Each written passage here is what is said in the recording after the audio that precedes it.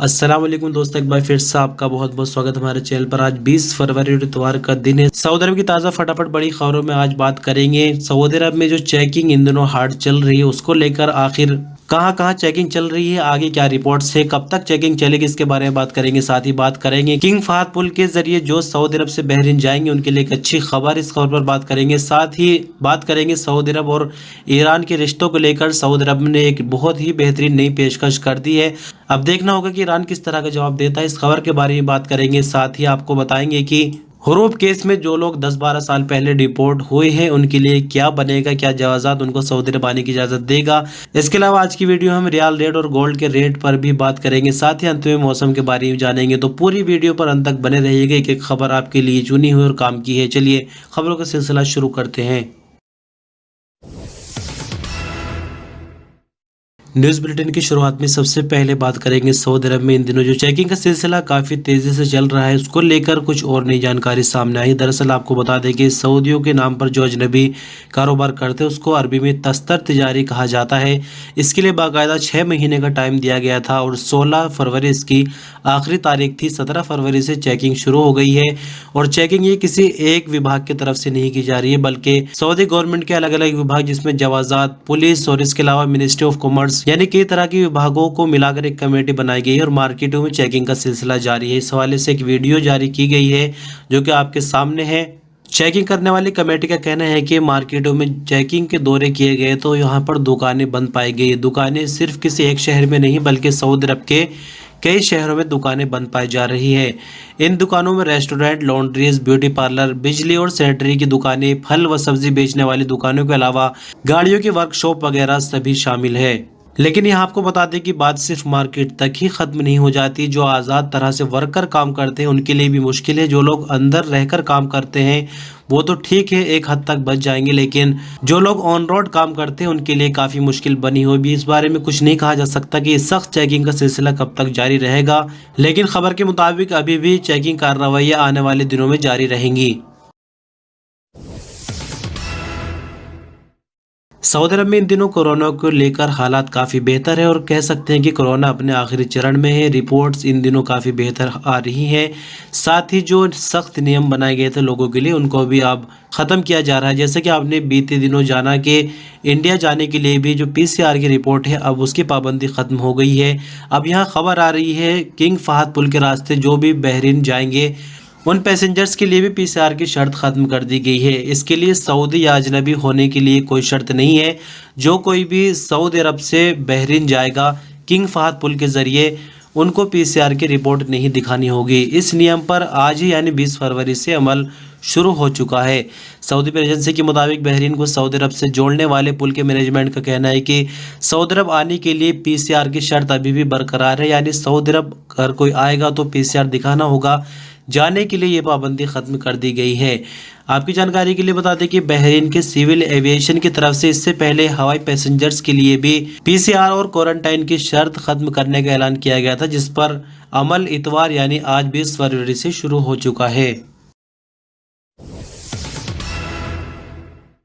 Saudi अरब और India के foreign ministers की जर्मनी में मुलाकात हुई। बीते दिन हमने आपको इस खबर के बारे में बताया था। दरअसल आपको बता दें कि यहाँ एक तरह की पीस कॉन्फ्रेंस चल रही है जिसमें दुनिया भर के बड़े देशों के फॉरेन मिनिस्टर ने हिस्सा लिया है।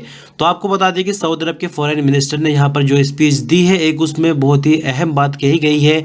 वो ज़रूरी बात यह है कि सऊदी अरब ईरान के साथ ताल्लुकात अच्छे करना चाहता है। जैसे कि आपको मालूम है इस वक्त तक सऊदी अरब और ईरान के बीच किसी भी तरह का कोई डिप्लोमेटिक रिलेशन नहीं है। साथ ही यमन की तरफ से, हूथियों की तरफ से जो सऊदी अरब पर हमले होते हैं तो सऊदी अरब हमेशा से ये कहता है कि ये ईरान की चाल है, ईरान की तरफ से सपोर्ट की जा रही है, यानी इस तरह से एक दूसरे पर जुबानी हमले किए जाते हैं। आखिर देखना होगा कि ईरान की क्या प्रतिक्रिया इस पर आती है। लेकिन आपको क्या लगता है, क्या इन दोनों देशों को मिल जाना चाहिए? कमेंट के रूप में ज़रूर बताएं। सऊदी अरब में general authority for civil aviation के स्पोकमैन इब्राहिम अल रूसा का कहना है कि सऊदी अरब में हवाई ऑपरेशन पूरी तरह से सुरक्षित है और यहाँ हवाई हादसे होने का रेशियो 0 है। सबक वेब न्यूज़ के मुताबिक सिविल एविएशन के spokesman Ibrahim Al RUSA Saudi TV अल अखबारिया के प्रोग्राम 120 में बात कर रहे थे। स्पोकमैन ने आगे कहा कि किंग सलमान बिन अब्दुल अजीज की तरफ से अथॉरिटी को मिलने वाली बेहतरीन मदद के नतीजे में हवाई ऑपरेशन इंफ्रास्ट्रक्चर और एम्प्लॉइज को दी जाने वाली बेहतरीन ट्रेनिंग का नतीजा यह है कि हमारे सामने हवाई ऑपरेशन पूरी तरह से सुरक्षित है और हम जीरो एक्सीडेंट पॉलिसी पर काम करते हैं। उन्होंने कहा कि आने वाले सालों में ऑपरेशन को और बेहतर बनाया जाएगा और पैसेंजर्स को और बेहतरीन सर्विसेज दी जाएंगी। सऊदी अरब के पासपोर्ट और इमिग्रेशन डिपार्टमेंट यानी जवाजात से एक खारजी वर्कर ने सवाल किया, जिसमें पूछा गया है कि हुरूब केस में 12 साल पहले डिपोर्ट किया गया था, क्या अब वापस सऊदी अरब आ सकता हूं? हुरूब केस के हवाले से जवाजात का कहना है कि मौजूदा इमिग्रेशन कानून के मुताबिक अब वो गैर मुल्की जिन्हें हुरूब के केस में डिपोर्ट किया जाता है, अब वो जिंदगी भर सऊदी अरब नहीं आ सकते। उन पर हमेशा की पाबंदी लगा जाती है। ऐसे लोग जिन्हें सऊदी अरब से किसी भी इल्जाम में डिपोर्ट किया जाता है, उन पर हमेशा के लिए पाबंदी, वो कभी भी किसी भी वर्क वीजे पर नहीं आ सकते। सिर्फ वो उम्रा या हज करने के लिए सऊदी अरब आ सकते। यहाँ आपकी जानकारी के लिए बता दें कि 14 मार्च 2021 को ये नया कानून लागू हुआ था, लेकिन इससे पहले भी जो लोग डिपोर्ट किए गए हैं यानी 2019, 2017, 2018, 2010 यानी किसी भी सन में इससे पहले जो भी लोग डिपोर्ट किए गए हैं तरहील के जरिए हुरूब के केस में, वो भी दोबारा सऊदी अरब किसी भी वर्क वीजा पर नहीं आ सकते।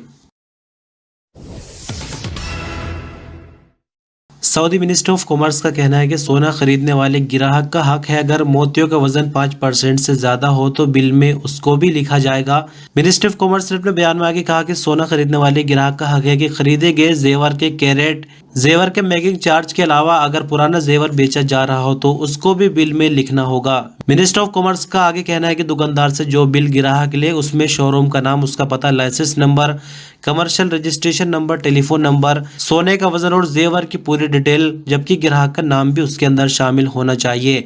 अगर जेवर में मोती जड़े हुए हो तो ऐसे में उनका वजन अगर 5% से ज्यादा हो तो उसका भी बिल में जिक्र होना चाहिए।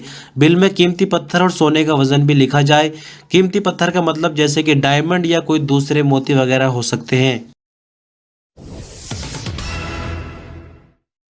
सऊदी अरब में 20 फरवरी यानी आज ही कोविड-19 की रिपोर्ट के मुताबिक नए मामले 1013 रिकॉर्ड पर आए, नई रिकवरी 2136, जबकि 2 नई मौत की खबर के साथ क्रिटिकल केसेस भी कम होकर 832 पर आ गए हैं। तो 1013 नए मामले रिकॉर्ड आने के बाद कुल केसेस अब तक 7,39,344 हो जाते हैं। 2136 नई रिकवरी के बाद कुल रिकवरी 7,11,556, जबकि 2 नई मौत के बाद 8,984 कुल मरने वालों की तादाद हो जाती है।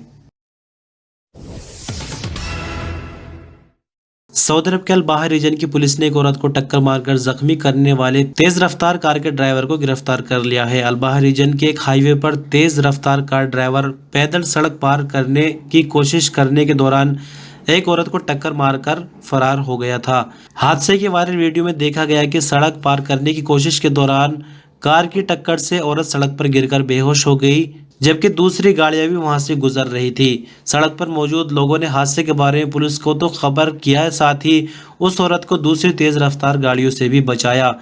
पुलिस ने जख्मी औरत को अस्पताल ट्रांसफर कर दिया, जबकि हादसे के कारण बढ़ने वाले ड्राइवर की तलाश शुरू कर दी थी। पुलिस का कहना है कि तेज रफ्तार गाड़ी के ड्राइवर को गिरफ्तार कर लिया गया, जिसके बाद आगे की तहकीकात जारी है। इस खबर को आपसे बताने के मतलब सिर्फ इतना है कि आप देख सकते हैं हाईवे की तस्वीर है, तो यहाँ पर कोई जेब्रा क्रॉसिंग तो नहीं है और हाईवे पर जाहिर सी बात है कि गाड़ियाँ तेज़ ही चलेंगी, क्योंकि जेब्रा क्रॉसिंग का मतलब ये है कि यहाँ पर आम लोग क्रॉस कर सकते हैं और ड्राइवरों को भी उसका ख्याल रखना चाहिए। तो ऐसे में अगर देखा जाए तो ड्राइवर की गलती नहीं है, क्योंकि गाड़ी अगर तेज़ रफ्तार में और हाईवे पर तेज़ रफ्तार में गाड़ी अक्सर होती है तो उसको किस हद तक कंट्रोल किया जा सकता है। बहरहाल इस खबर का अगला पार्ट अगर आया तो हम आपको बताएंगे कि आखिर ड्राइवर की गलती किस हद तक है और उसको क्या सजा दी जाएगी।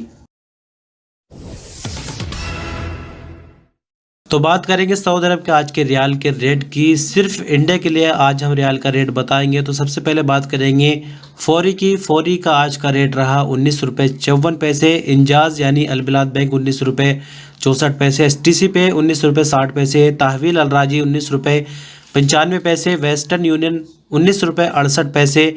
मनीग्राम 19 रुपये 71 पैसे। तो ये आज के सऊदी अरब की एक्सचेंज मार्केट के कुछ रियाल के रेट थे।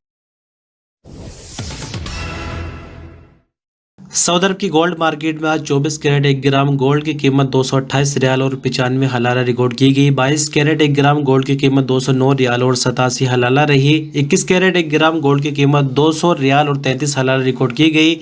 18 कैरेट 1 ग्राम गोल्ड की कीमत 171 रियाल और 72 हलाला रिकॉर्ड की गई। 14 कैरेट 1 ग्राम गोल्ड की कीमत 133 रियाल और 56 हलाला रही। 1 औंस गोल्ड की कीमत सऊदी अरब में 7,125 रियाल रिकॉर्ड की गई, जबकि 24 कैरेट वाले 8 ग्राम सोने के बिस्किट की कीमत 1,831 रियाल और 63 हलाला रिकॉर्ड की गई है।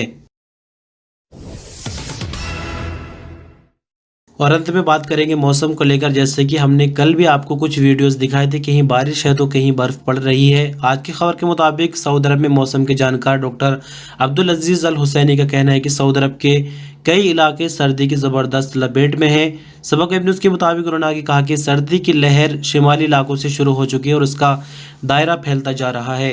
उन्होंने आगे बताया कि मक्का मुकर्रमा और मदीना मुनव्वरा के साथ कसीम, रियाज और ईस्टर्न रीजन में टेम्परेचर में कमी रिकॉर्ड की जा रही है। रियाज, कसीम, हाइल, ईस्टर्न रीजन के कुछ इलाकों में तेज रेतीले तूफान की भी उम्मीद है। तो इस तरह दोस्तों आज की इस न्यूज़ बुलेटिन की आखिरी खबर। वीडियो पे एक छोटा सा लाइक देकर हमें मेहनत को कामयाब बना सकते हैं। चैनल पे नए सब्सक्राइब कर सकते हैं। आपका कुछ सवाल या सुझाव हो तो कमेंट के रूप में ज़रूर बताइएगा। अपने ख्याल रखिए। अल्लाह हाफिज़।